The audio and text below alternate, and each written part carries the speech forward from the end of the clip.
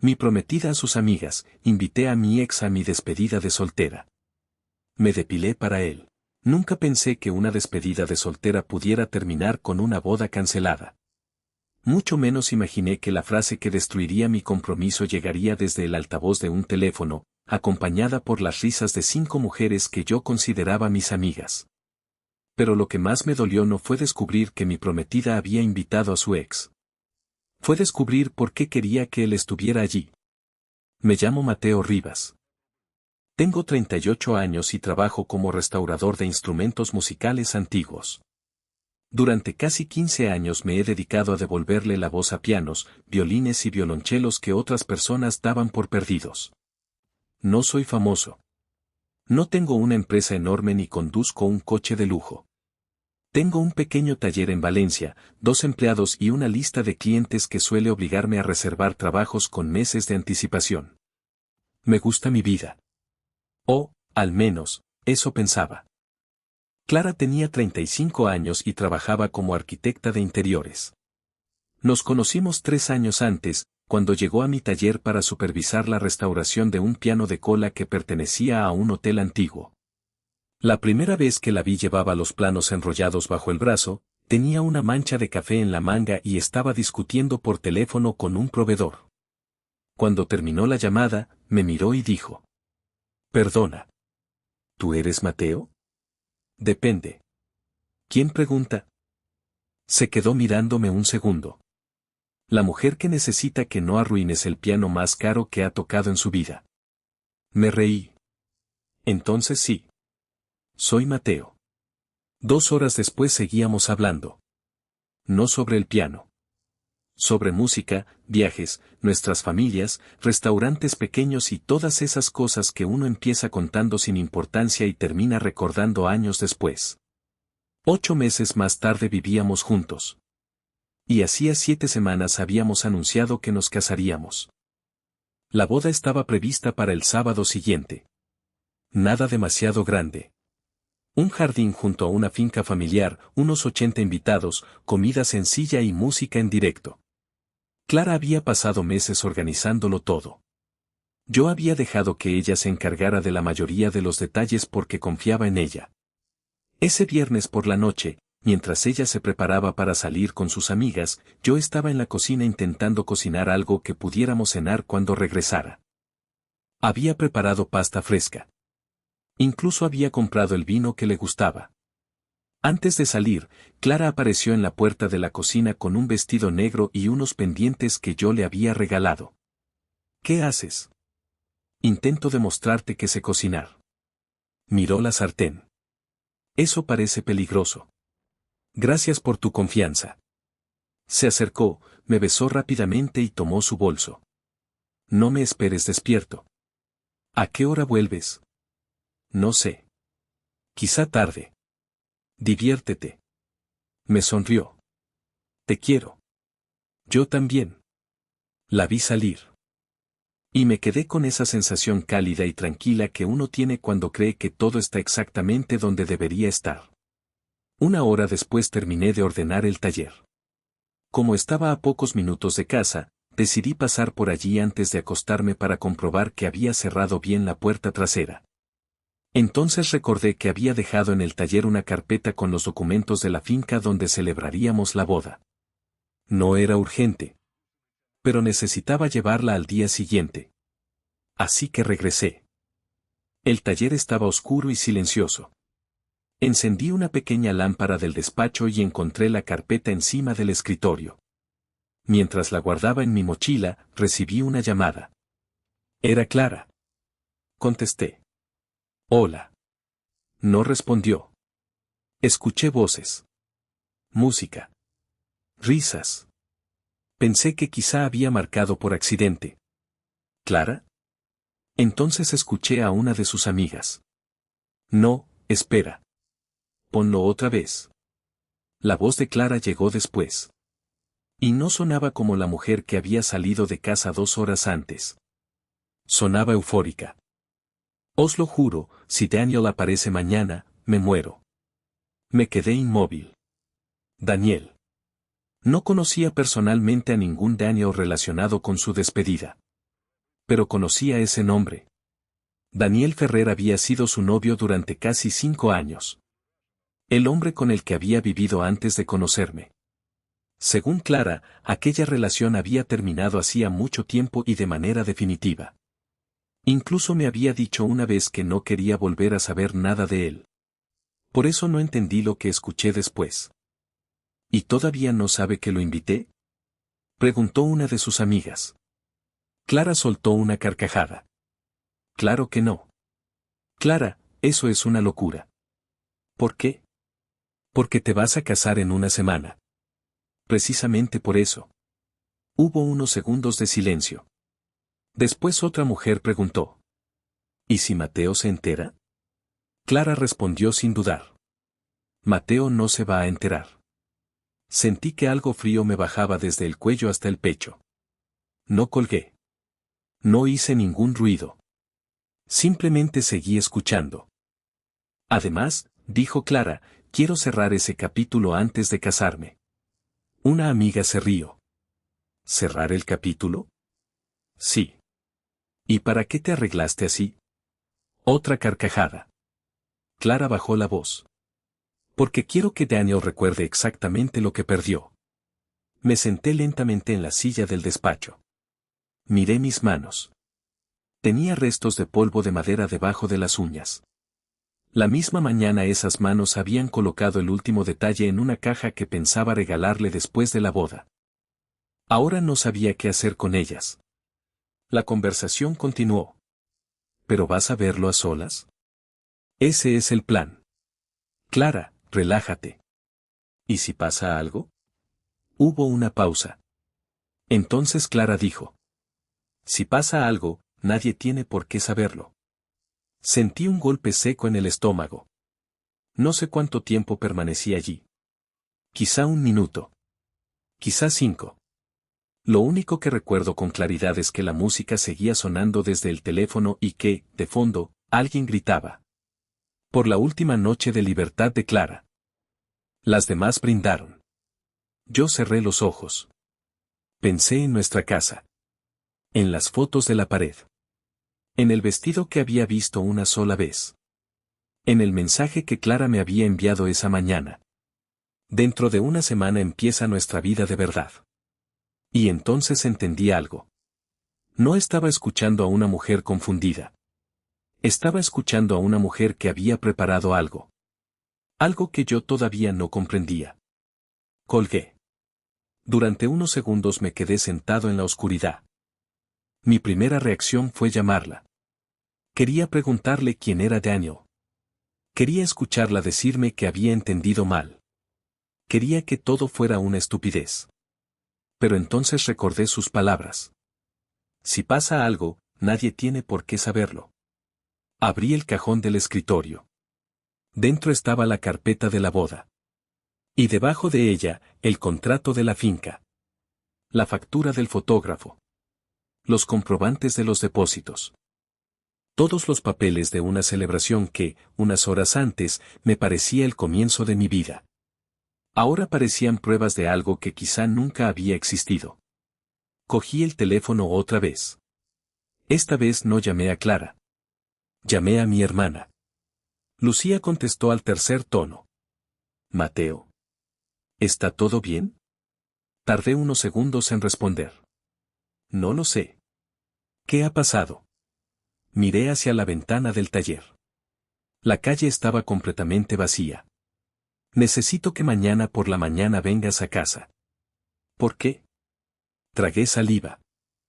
Porque creo que acabo de descubrir que no conozco a la mujer con la que iba a casarme. Lucía guardó silencio. Mateo, ¿qué escuchaste? Le conté lo esencial. No todo. Todavía no podía repetir en voz alta algunas de las frases. Cuando terminé, mi hermana respiró profundamente. ¿Quieres que vaya ahora?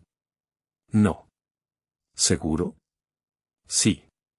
Entonces prométeme algo. ¿Qué? No la confrontes esta noche. Miré el teléfono. ¿Por qué? Porque si ella está haciendo algo que tú no sabes, todavía no sabes hasta dónde llega. Aquella frase se quedó conmigo. Todavía no sabía cuánto iba a cambiar mi vida por hacerle caso. Regresé a casa cerca de la 1 de la madrugada. La luz del salón estaba encendida. Clara todavía no había vuelto. Me senté en el sofá. Esperé. A las 1:37 escuché la llave en la cerradura. Clara entró riéndose mientras hablaba con alguien por teléfono. Cuando me vio sentado allí, se quedó quieta. Mateo. Hola. Miró el reloj. Pensaba que estarías dormido. No podía. Se quitó el abrigo. ¿Todo bien? La miré durante varios segundos. Sí. Ella sonrió. Qué raro estás. Estoy cansado. Se acercó y me dio un beso en la mejilla. Olía a perfume. Un perfume que no usaba normalmente. Mañana tengo que salir temprano, dijo. ¿Otra vez? Sí. Una de las chicas olvidó unas cosas para la despedida. Asentí. Claro. Clara se dirigió al dormitorio. Antes de desaparecer por el pasillo, se giró. Mateo. Sí. ¿Tú confías en mí? La pregunta me dejó helado. Ella esperaba una respuesta. Y yo sabía que mi vida podía dividirse en dos partes dependiendo de lo que dijera. Antes de aquella noche. ¿Y después? Sí, respondí finalmente. Clara sonrió. Sabía que sí. Cerró la puerta del dormitorio. Yo permanecí sentado en el sofá, mirando la oscuridad. Por primera vez desde que la conocía, no estaba pensando en cómo salvar nuestra relación. Estaba pensando en qué más podía estar escondiéndome. Y a las 2:14 de la madrugada recibí un mensaje de un número desconocido. Solo contenía una frase. Mateo, si vas a casarte con Clara el próximo sábado, necesitas saber quién va a dormir con ella mañana. Debajo había una fotografía. La abrí. Y reconocí inmediatamente al hombre que aparecía en ella. Daniel. Me quedé mirando la fotografía durante tanto tiempo que la pantalla de mi teléfono terminó bloqueándose. Volví a tocarla. Ahí estaba Daniel Ferrer. Más delgado de lo que aparecía en las fotografías antiguas que alguna vez había visto en casa de Clara. Llevaba una camisa blanca, una chaqueta gris y esa expresión tranquila de alguien que sabía perfectamente dónde estaba y por qué. Pero no fue su rostro lo que me hizo sentir náuseas. Fue el lugar. Una habitación de hotel.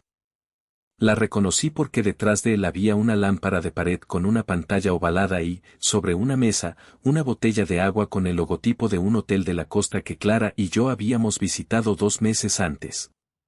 Le di la vuelta al teléfono. Me levanté. Caminé hasta la cocina. Abrí un armario sin saber qué buscaba.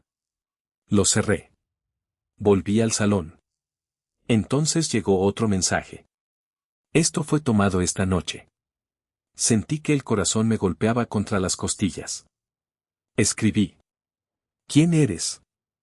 La respuesta tardó menos de 10 segundos. Alguien que cometió el error de confiar en Daniel antes que tú. Me quedé mirando aquella frase. ¿Qué demonios significa eso? Lo dije en voz alta. Clara seguía en el dormitorio. La puerta estaba cerrada. Podía escuchar el agua de la ducha. Me acerqué a la mesa donde había dejado su bolso. No quería revisarlo. Al menos eso me decía a mí mismo. Pero había una diferencia entre invadir la privacidad de alguien y descubrir una mentira que podía destruir una boda. Abrí el bolso. Dentro había maquillaje, una cartera, un cargador y un pequeño neceser. Nada extraño. Entonces vi un sobre doblado. No tenía nombre. Lo saqué. Dentro había una tarjeta. Habitación 214. Hotel Mirador. 22:30. Nada más. Sentí que me faltaba el aire. La fecha era la de esa misma noche. Miré hacia el pasillo. La ducha seguía funcionando. Guardé la tarjeta exactamente donde estaba. No quería que Clara supiera todavía lo que yo sabía. A las 2:31 recibí otro mensaje. Si quieres entenderlo, no hables con ella. Ven mañana a las 10 al café frente a la estación. ¿Quién eres? Alguien que también pensó que Daniel era el hombre perfecto. Después no llegó nada más. Me senté. Durante el resto de la noche no dormí. A las 6 de la mañana Clara salió del dormitorio. Tenía el pelo mojado y una bata blanca. ¿Sigues despierto? Sí. ¿Por qué? Me quedé trabajando. Me miró durante unos segundos. ¿En el taller? Sí. Se sirvió agua. Mateo, estás pálido. Estoy bien. Ella se acercó. ¿Seguro? La observé. Era increíble lo normal que parecía todo. Sus gestos. Su voz. La manera en que se apartaba el pelo de la cara. Era la misma mujer que me había abrazado cuando murió mi padre. La misma que había dormido conmigo cada noche durante casi 3 años. Y, sin embargo, ahora yo sabía que había una habitación 214 esperándola en un hotel. ¿A qué hora es tu despedida? Pregunté. Por la tarde. ¿Y dónde? En una casa rural que alquiló Paula. Asentí. ¿Van todas? Sí. ¿Daniel también? Su vaso quedó inmóvil sobre la encimera. Solo durante un instante. Pero lo vi. ¿Daniel? Sí. No sé de qué hablas. Sonrió demasiado rápido. Mateo, ¿por qué estaría Daniel en mi despedida? No lo sé. Porque no tiene sentido. Claro. Ella se acercó y puso una mano sobre mi brazo. ¿Has estado hablando con alguien? No. ¿Seguro? Sí. Me sostuvo la mirada. Te quiero. Aquellas 2 palabras me dolieron más que cualquier insulto. Yo también, respondí. A las 8:30 se fue. Me quedé solo. A las 9:15 llamé a Lucía. ¿Sigues pensando que no debo confrontarla? Sí. Creo que estuvo anoche en un hotel con él. Hubo silencio. ¿Estás seguro? Tengo una foto. ¿De cuándo? De anoche. Lucía respiró profundamente. Mateo, ¿qué quieres hacer? Miré la hora. 9:32, voy a reunirme con la persona que me escribió. No vaya solo. No creo que sea peligroso. No se trata de peligro físico. Se trata de que estás herido y no sabes quién está detrás de esos mensajes. Tenía razón. Pero ya había tomado la decisión. A las 10:05 llegué al café frente a la estación. Elegí una mesa junto a la ventana. 5 minutos después entró una mujer. No era una desconocida. La había visto en fotografías. Era Elena. La antigua prometida de Daniel. Clara me había hablado de ella una sola vez. Según Clara, Elena había sido demasiado celosa y había arruinado su relación con Daniel. La mujer caminó directamente hacia mi mesa. Mateo. Me puse de pie. Elena. Se sentó. No pidió café. Sacó el teléfono y lo dejó sobre la mesa. Antes de empezar, necesito que entiendas algo. ¿Qué? No te escribí para que dejes a Clara. Entonces, ¿para qué? Elena me miró fijamente. Porque Daniel lleva años haciendo lo mismo. Sentí un nudo en el estómago. ¿Lo mismo que qué? Entrar en relaciones ajenas cuando sabe que tiene una puerta abierta. Clara dice que tú estabas obsesionada con él. Elena soltó una sonrisa triste. Claro que lo dice. ¿Por qué? Porque Daniel necesita que la mujer actual piense que la anterior estaba loca. No dije nada. Ella continuó.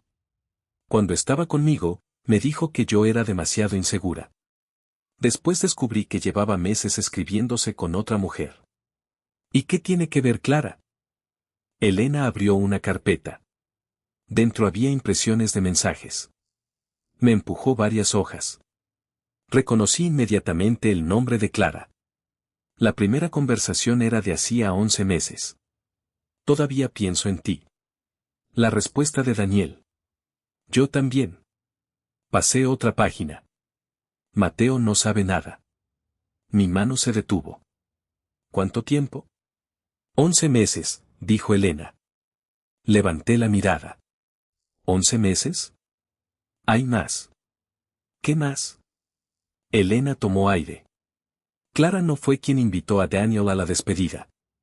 ¿Qué? Fue Daniel quien insistió. Sentí que algo encajaba. La tarjeta. El hotel. La fotografía.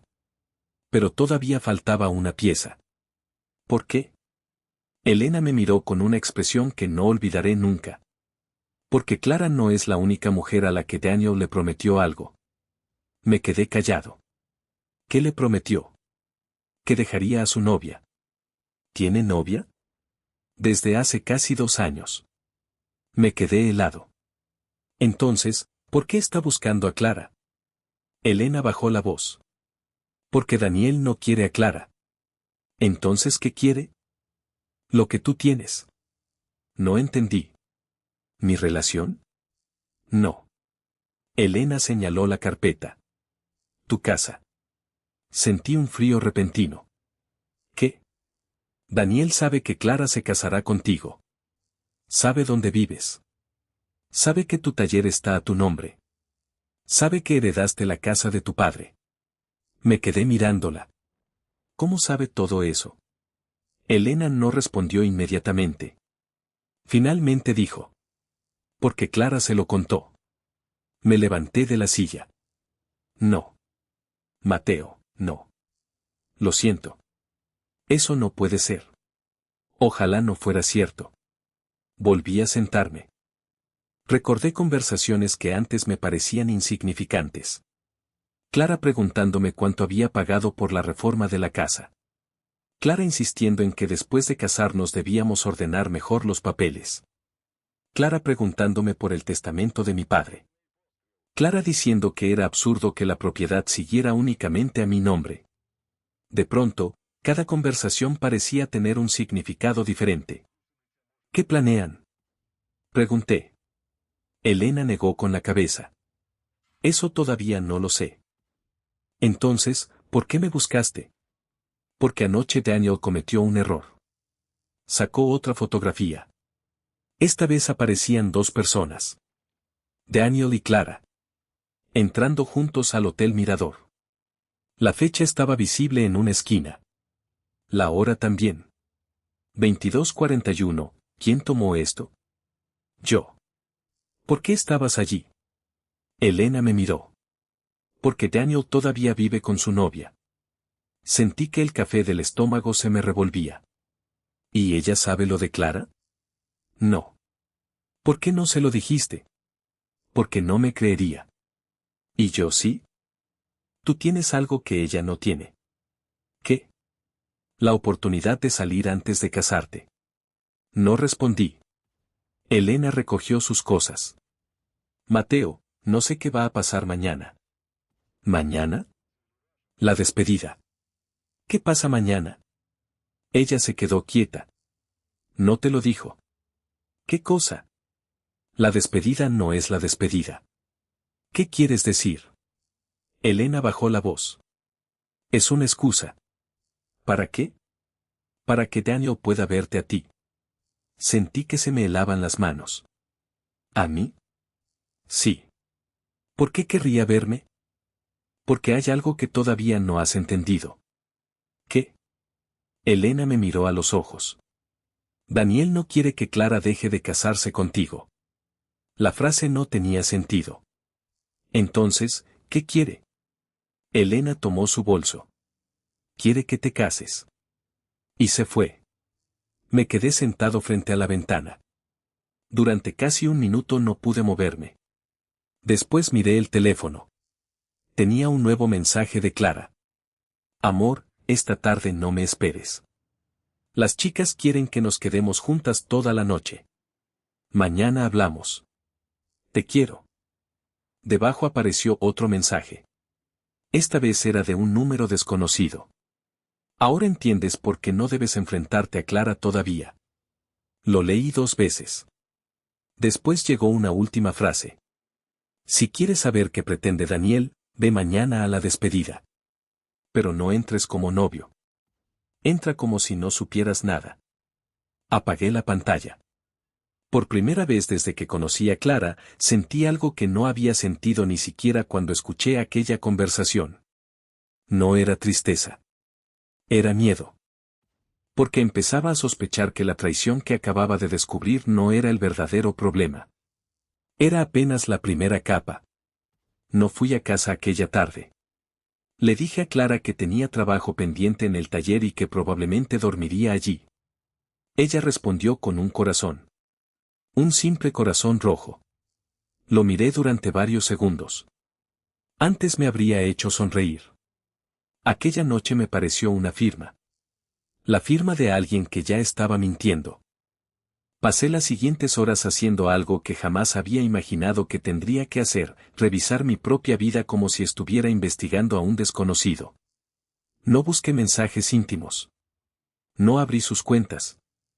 No necesitaba hacerlo. Empecé por los documentos. Mi casa. El taller. Las cuentas. Los seguros. La herencia de mi padre. Y entonces encontré algo que me hizo detenerme. 3 semanas antes, Clara me había enviado por correo electrónico un documento para que lo revisara. Era un borrador del acuerdo matrimonial. Lo había preparado una conocida suya que, según ella, sabía muchísimo de temas legales. Yo no le había dado demasiada importancia. Ahora lo abrí. Leí cada página. La primera parte era normal. Bienes separados. Responsabilidades compartidas. Gastos domésticos. Nada extraño. Pero en la última página había una cláusula que yo no había visto. En caso de fallecimiento, incapacidad o separación, Clara tendría derecho temporal de residencia sobre la vivienda familiar durante un periodo de 12 meses. No parecía terrible. Hasta que revisé la segunda línea. Durante ese periodo, cualquier decisión relacionada con la venta, alquiler o transmisión de la propiedad requeriría el consentimiento de ambas partes. Me quedé mirando el documento. Si nos casábamos, mi casa podía quedar bloqueada durante un año aunque la propiedad siguiera siendo mía. Llamé a Lucía. ¿Dónde estás? En casa. ¿Qué ocurre? Necesito que me ayudes a revisar un documento. ¿De Clara? Sí. Se lo envié. Pasaron unos minutos. Mateo, ¿qué? ¿Quién preparó esto? Una abogada que ella conoce. Esto no es un acuerdo matrimonial normal. ¿Qué significa? Que alguien está intentando crear una posición de poder sobre tus bienes. Sentí un escalofrío. ¿Puedes revisarlo con un abogado? Sí. Pero no firmes absolutamente nada. No pensaba hacerlo. ¿Has firmado alguna cosa? No. Hubo silencio. Bien. Lucía. Sí. ¿Y si todo esto está relacionado con Daniel? No respondió. Eso fue suficiente. Voy a investigarlo, dijo finalmente. No quiero que Clara sepa que estoy haciendo esto. No lo sabrá. Colgamos. A las 6 de la tarde recibí una llamada de un número desconocido. Era Daniel. Reconocí su voz inmediatamente. Mateo. No respondí. Sé que Elena habló contigo. Mi mandíbula se tensó. ¿Cómo sabes eso? Porque Elena siempre hace lo mismo. ¿Qué quieres? Hablar. No tenemos nada de qué hablar. Creo que sí. ¿Sobre Clara? Sobre ti. Me quedé en silencio. Daniel respiró lentamente. No soy tu enemigo. Solté una risa corta. Eso es exactamente lo que diría a alguien que lo fuera. Escúchame. Habla. Clara no te está contando toda la historia. Eso ya lo sé. Entonces sabes que ella me buscó. Sé que llevas 11 meses hablando con ella. Hubo una pausa. No sabía que tenías esa información. Ahora la tienes. Bien. Su tono cambió. Entonces sabes que Clara quería volver conmigo. ¿Y tú? Yo nunca quise volver con ella. Aquello me sorprendió. ¿Por qué? Porque Clara no quería volver conmigo. Quería volver a sentirse deseada. No dije nada. Y tú le dabas estabilidad, continuó Daniel. Yo le daba otra cosa. ¿Qué? La sensación de que todavía podía hacer que alguien la eligiera. Sentí una mezcla de rabia y vergüenza. ¿Y la despedida? No fue idea mía. ¿Entonces? Fue suya. ¿La habitación del hotel? También. Cerré los ojos. ¿Estuviste con ella? Sí. Me dolió escuchar esa palabra. ¿Dormiste con ella? No. Abrí los ojos. ¿Qué? No dormí con ella. Entonces, ¿qué pasó? Hablamos. ¿En un hotel? Porque Clara no quería que nadie nos viera. Eso no mejora las cosas. No intento mejorarlas. Su voz sonaba extrañamente cansada. Mateo, mañana tienes que ir a esa despedida. ¿Por qué? Porque si no vas, ella hará exactamente lo que ha planeado. ¿Qué ha planeado? Daniel tardó en responder. No puedo explicártelo por teléfono. Entonces explícamelo ahora. No. ¿Por qué? Porque hay alguien más involucrado. ¿Quién? El hombre que está financiando todo esto. Sentí que el aire se detenía. ¿Qué hombre? El socio de Clara. Clara no tiene socios. Sí los tiene. ¿De qué hablas? De una empresa inmobiliaria. Me quedé inmóvil. Mateo, tu taller está en una zona que vale mucho más de lo que crees. Miré por la ventana. ¿Y qué? Quieren comprar el edificio completo. El dueño no vende. El dueño está enfermo. ¿Cómo sabes eso? Porque su hijo está negociando. Mi estómago se cerró. El taller no era solamente mi lugar de trabajo. Era parte de un edificio antiguo que mi padre había comprado años atrás junto con otros propietarios. Nunca había pensado demasiado en su valor. Para mí era el sitio donde había aprendido el oficio. Donde mi padre me enseñó a reparar mi primer violín. Donde guardaba sus herramientas. Donde había pasado más horas que en cualquier otro lugar. ¿Qué tiene que ver Clara? Daniel suspiró. Mucho. Habla. La empresa inmobiliaria necesita que ciertos propietarios acepten vender. ¿Y Clara? Clara trabaja con una de las personas que está negociando esas compras. Sentí un golpe en el pecho. No. Sí. ¿Desde cuándo? Hace aproximadamente un año. 11 meses. La misma época en que empezó a escribirle. La misma época en que empezó a preguntarme por mis propiedades. ¿Por qué me lo cuentas? Porque yo también fui utilizado. No te creo. No necesito que me creas. Entonces, ¿qué quieres? Que mañana veas con tus propios ojos quién está detrás. ¿Y tú? Yo estaré allí. ¿En la despedida? Sí. ¿Clara sabe que vas? Ella cree que sí. Colgué. No porque hubiera terminado la conversación. Porque ya no podía soportar escuchar otra palabra. Esa noche Lucía vino al taller. Trajo comida. Yo no tenía hambre. Cuéntamelo todo, dijo. Lo hice. Cuando terminé, abrió su portátil. He hablado con un abogado. ¿Y? La cláusula del acuerdo no es lo único raro. Giró la pantalla hacia mí. Había una empresa registrada a nombre de una sociedad que no reconocía. ¿Qué es eso? Una sociedad inmobiliaria. ¿Quién figura como administrador? Lucía me miró. El hermano de Clara. Sentí que el suelo desaparecía. Clara me dijo que su hermano no tenía nada que ver con negocios. Pues parece que sí. ¿Cuánto tiempo lleva activa? 14 meses.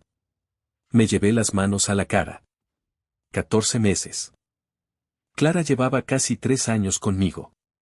Pero aquella operación había empezado poco después de que le contara cuánto había pagado mi padre por el edificio. No era una coincidencia. Mateo, dijo Lucía. Levanté la mirada. ¿Qué? ¿Hay algo más? ¿Qué? Me mostró una transferencia bancaria. Una cantidad pequeña. Demasiado pequeña para llamar la atención. Pero el concepto decía: Consultoría, Proyecto Rivas. Mi apellido. Sentí que se me revolvía el estómago. ¿De dónde salió esto? De una cuenta de la empresa. ¿Y quién recibió el dinero? Lucía señaló la pantalla. El destinatario era el nombre completo de Clara. No pude hablar.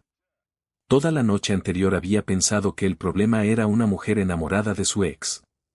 Ahora empezaba a comprender que quizá nunca había sido una historia de amor. Quizá había sido un negocio. A las 11 de la noche Clara me llamó. No contesté. Volvió a llamar. Tampoco. Finalmente envió un mensaje. ¿Por qué no contestas? Después. Te extraño. Y luego. ¿Estás enfadado conmigo?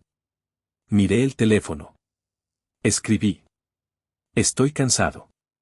Borré el mensaje. Escribí. ¿Todo bien? También lo borré. Al final no respondí. A las 23:47 llegó un último mensaje. Sé que estás despierto. Me quedé mirando esas 4 palabras. ¿Cómo lo sabía? Entonces apareció otro. Daniel me dijo que te escribió. El corazón me dio un vuelco. Clara sabía que Daniel había hablado conmigo. Eso significaba que estaban comunicándose.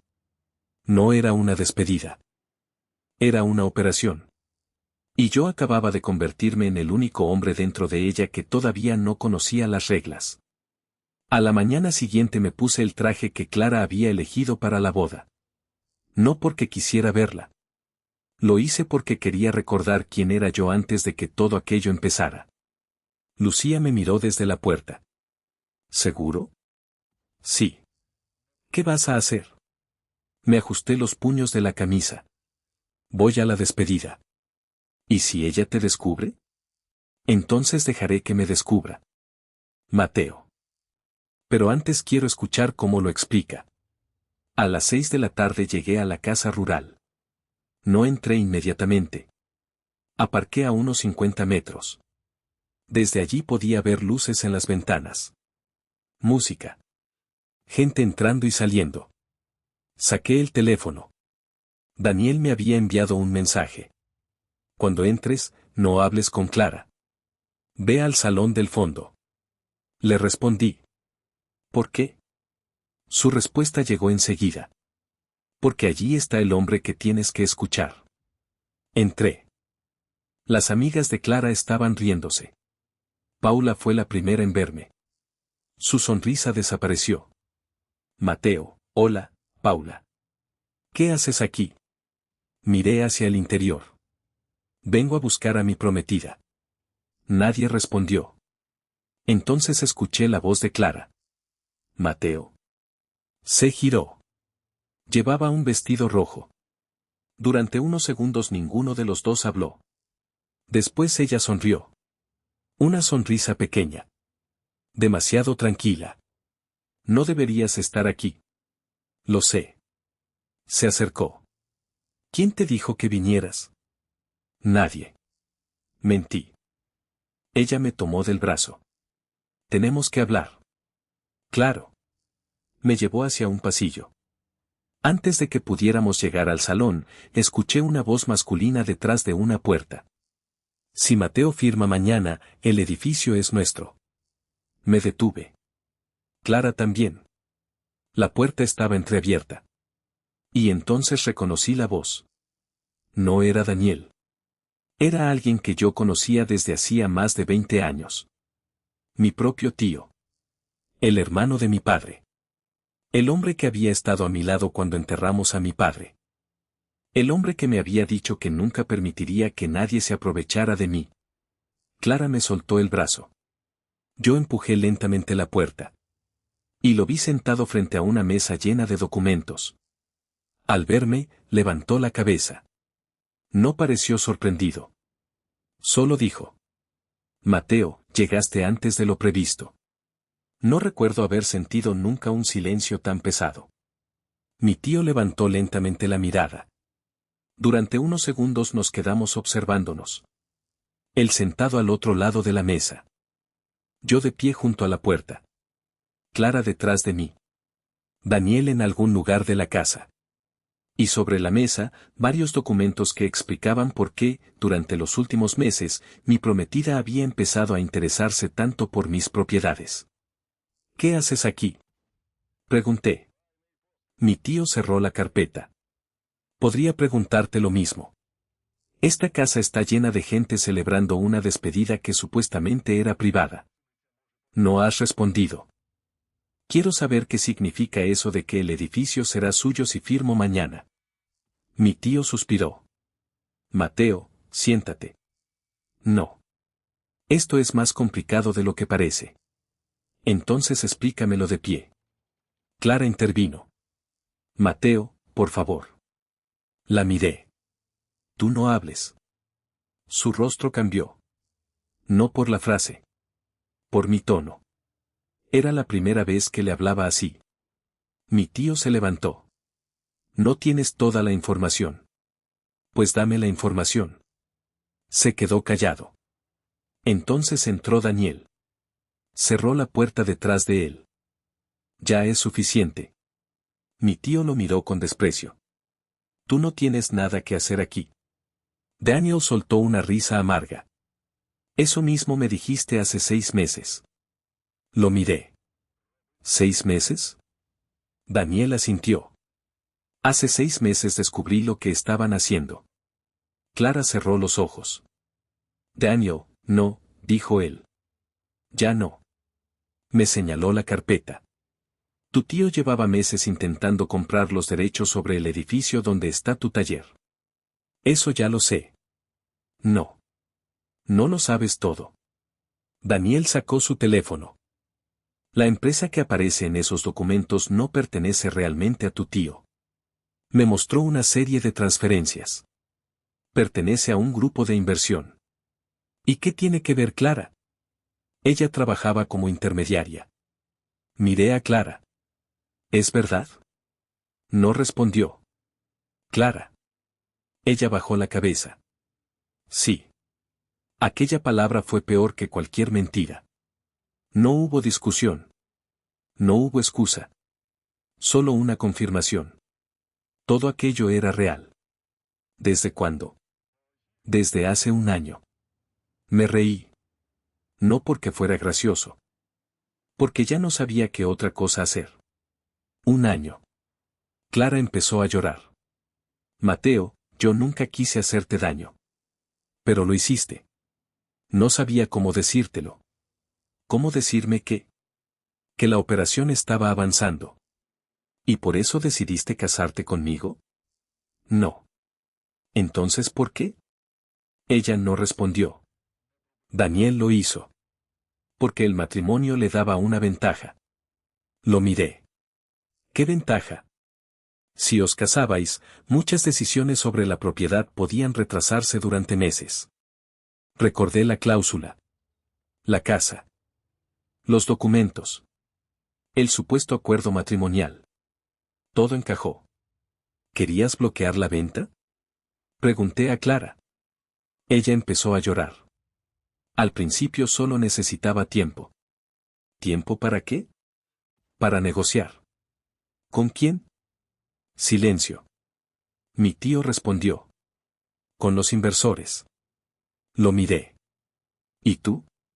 Yo quería evitar que vendieras por debajo del valor real. ¿Me estabas protegiendo? Mi tío tragó saliva. Sí. ¿Mintiendo durante meses? Pensaba que cuando vieras la cantidad que podían ofrecerte, ¿cuánto? No respondió. Daniel dijo. El edificio vale casi 4 veces lo que le habían ofrecido.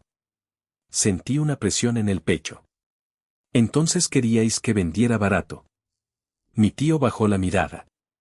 Sí. La palabra cayó como una piedra. Y Clara iba a convencerme. Ella se secó las lágrimas. Al principio sí. ¿Y después? Después me enamoré de ti. Miré hacia otro lado. No podía soportar escuchar aquello. No vuelvas a decirme eso. Mateo, no. Se hizo un silencio. Entonces Daniel habló. ¿Hay algo más? Lo miré. ¿Qué? Clara nunca estuvo con alguien en la habitación 214. Mi cuerpo se tensó. ¿Qué? La fotografía que recibiste fue tomada cuando ella entró al hotel para reunirse conmigo. ¿Y qué pasó? Le dije que no podía seguir. Clara me miró. Daniel, no, repitió él. Esto tiene que terminar. Me explicó que durante meses había aceptado las llamadas de Clara porque quería descubrir quién estaba detrás del negocio. Él también había sido utilizado. La supuesta despedida había sido preparada para conseguir que yo apareciera. No para que Clara estuviera con Daniel. Querían que yo escuchara determinadas conversaciones. Querían asustarme. Querían que firmara rápidamente el acuerdo matrimonial que Clara me había preparado. Y entonces apareció la parte que nadie esperaba. Daniel había grabado una conversación entre Clara y uno de los inversores. En ella hablaban de mi taller. De mi casa. De la cantidad que esperaban pagar. Y de mí. Mateo confía demasiado en Clara. Esa frase la había pronunciado el hombre que durante años había llamado a mi tío familia. Sentí que algo dentro de mí se rompía definitivamente.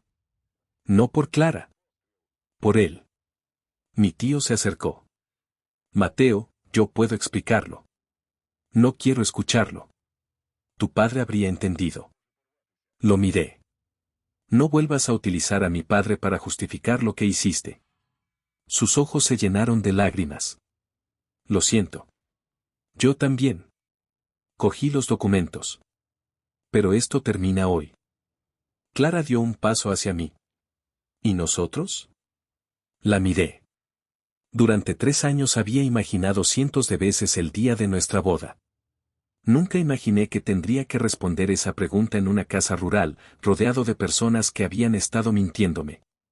Nosotros terminamos hace tiempo. Ella lloró. Pero yo te amo. Quizá. Respiré profundamente. Pero amar a alguien no te da derecho a convertirlo en una oportunidad.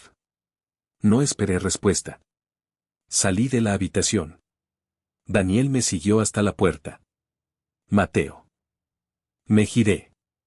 ¿Qué? Lo siento. Tú también mentiste. Asintió. Sí. Entonces no esperes que te perdone. No lo espero. Nos quedamos en silencio. Finalmente preguntó. ¿Qué vas a hacer? Miré la casa. Lo mismo que debía hacer desde el principio. ¿Qué? Volver a mi vida. La boda fue cancelada al día siguiente. No hubo escándalo público. No publiqué mensajes. No conté detalles en redes sociales.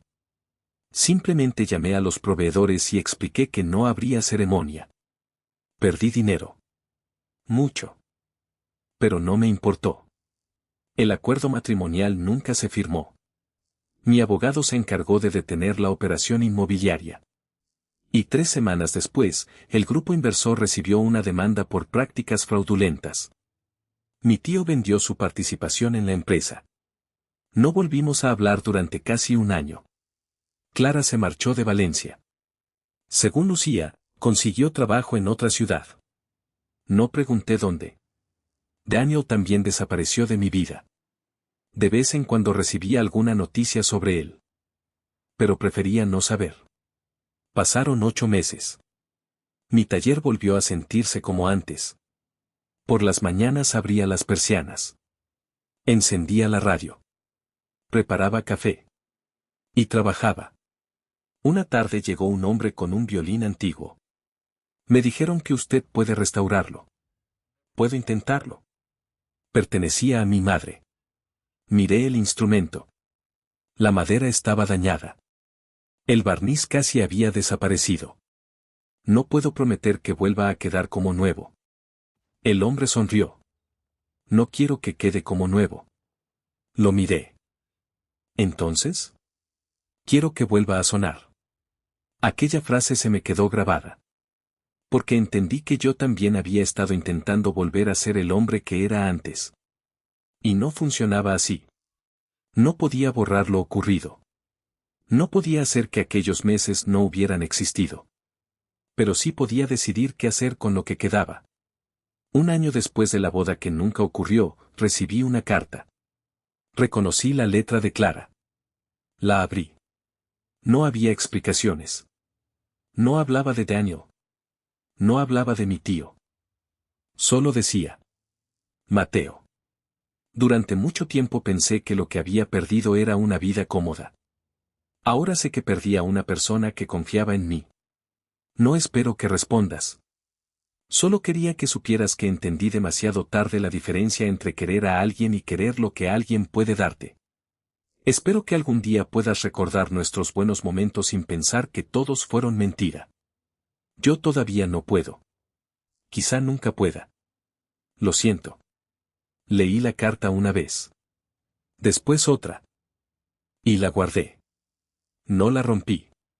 Tampoco respondí. Durante mucho tiempo pensé que perdonar significaba permitir que alguien regresara.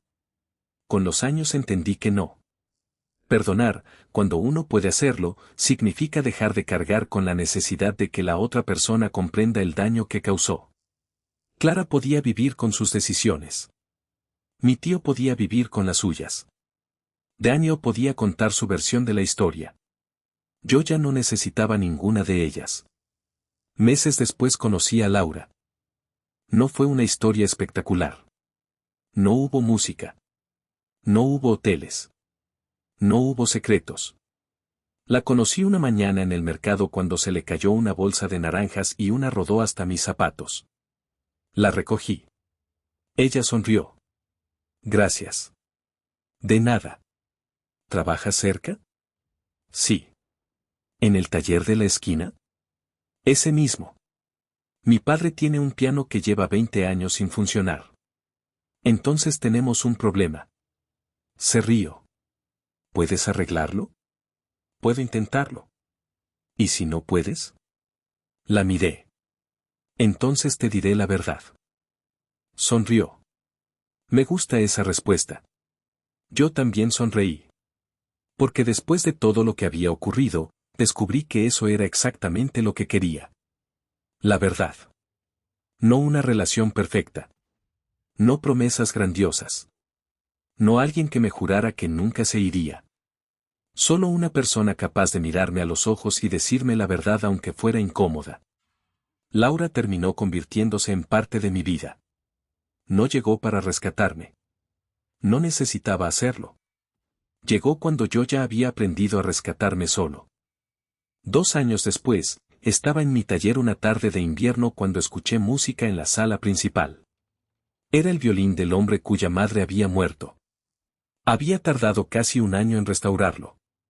Cuando terminó de tocar, dejó el arco sobre la mesa. Suena diferente. Mejor. Sonrió. Más viejo. Me reí. Eso no suele ser un cumplido. Lo es. Se quedó mirando el instrumento. Ahora tiene sus marcas. Pensé en aquellas palabras. Sus marcas. Las cicatrices no siempre significaban que algo estuviera roto. A veces significaban que había sobrevivido. Esa noche cerré el taller y caminé hasta casa. Laura me esperaba en la cocina. ¿Día largo? Sí. ¿Quieres cenar? Mucho. Me besó. Dejé las llaves sobre la mesa. Y por primera vez en mucho tiempo no pensé en lo que había pasado. Pensé en lo que tenía delante. Una vida que no había salido como yo había planeado. Pero que, de alguna manera, era más mía que la anterior. A veces pienso en aquella noche. En el mensaje desconocido. En la fotografía. En la habitación 214. En la voz de mi tío. En Clara preguntándome si confiaba en ella. Y recuerdo mi respuesta. Sí. No me avergüenza haber confiado. Durante mucho tiempo pensé que aquel había sido mi error. Ya no. confiar no fue mi fracaso. El fracaso fue de quienes recibieron mi confianza y decidieron convertirla en una herramienta. Yo solo tardé demasiado en entenderlo. La boda que nunca ocurrió me costó dinero, tiempo y una parte de mí que nunca recuperé. Pero también me enseñó algo que ninguna celebración habría podido enseñarme. Que una vida no se destruye cuando alguien decide abandonarte. Se destruye cuando tú decides abandonarte para conservar a alguien que ya no te respeta. Yo no hice eso. Me fui. Cerré la puerta. Y seguí caminando. No hacia una vida perfecta. Hacia una vida verdadera. Y, al final, eso resultó ser mucho mejor.